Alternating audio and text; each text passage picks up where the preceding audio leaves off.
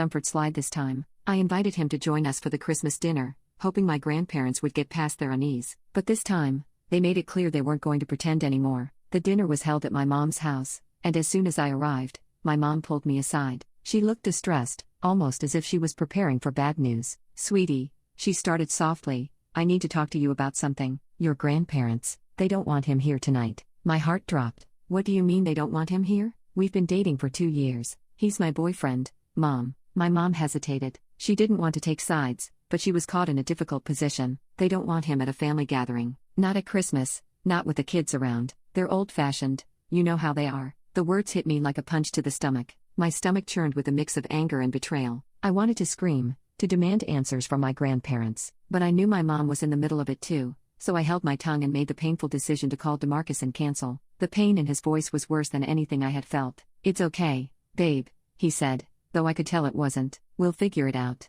It's just dinner." I spent the evening brooding at home, my mind racing. Why should I let this slide? Why was my love for DeMarcus something that had to be hidden away for the sake of family harmony? In the days that followed, I couldn't shake the feeling of injustice. The tension between my grandparents and me was no longer subtle. It was blatant, and it hurt. I was furious, but more than that, I was ashamed. Ashamed that my family, my blood, was rejecting the person I loved just because of the color of his skin. In the days that followed, I struggled to figure out where I went from here. My grandparents' rejection stung more than I expected. I thought I could handle it, but their coldness left me with a deep ache. I knew it wasn't going to be easy to mend this, but I couldn't stay in a family where my love for DeMarcus was seen as a mistake. I decided I had to come to a decision, and he was at the top of the list. I stopped attending family events where he was unwelcome. I stood firm in my relationship and made it clear to my mom, my cousins, and anyone else who would listen, that I wouldn't apologize for loving him. Slowly, I built a new version of my family, one that was supportive, accepting, and loving.